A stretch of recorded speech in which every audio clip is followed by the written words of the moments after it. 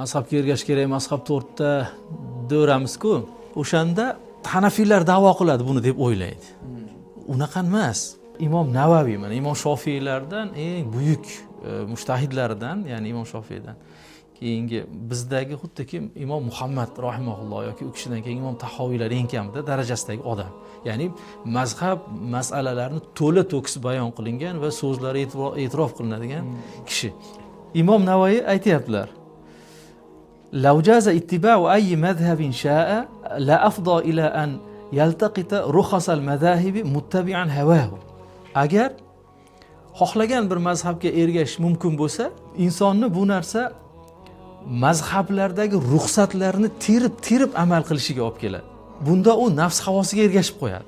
Va yatakhayyara bayna at-tahlil va at-tahrim.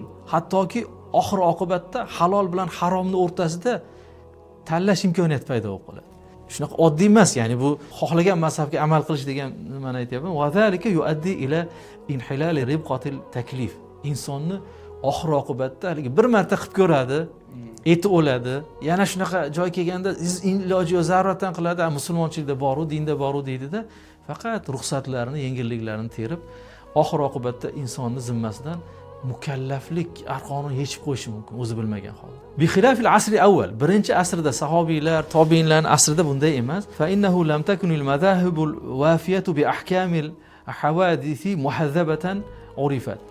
Chunki birinchi asrlarda sahobiylar, tobiinlarning zamonlarida mazhablar to'la to'kis, barcha ahkomlari tartiblangan holda, ma'lum bo'lgan holda tartiblanmagan. Bu bilan nimani ishora qilmoqchilar? Imom Navoiy u paytda bitta savol tushsa, xohlasa Ibn Abbosdan, xohlasa Ibn Umardan so'rashlari mumkin edi. Yoki Abu Hanifa rahmatullohi alayhi hayotlik paytlarida ham bo'lishi mumkin. Hali mazhablar mukammal tarzda shakllanmagan edi.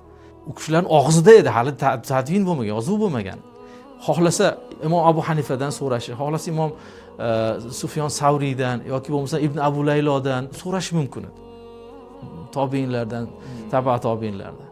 Unda mumkin edi, chunki insonni u nafsiga ergashayotgani yo'q, haqni qidiryapti. O'sha paytlarda mumkin edi. Fa'ala hada yalzamuhu ay yajtahida fi ikhtiyari madhhabin yuqallidu ala ta'yin. Imom Navoiy xulosalari o'zi kelajakda ergashadigan mazhabni avval boshdan tayin qilib, tanlab, qaysinga ergashishni tanlab, aniq qilib olish kerak. Ertaga sakrab unda yurmaslik uchun.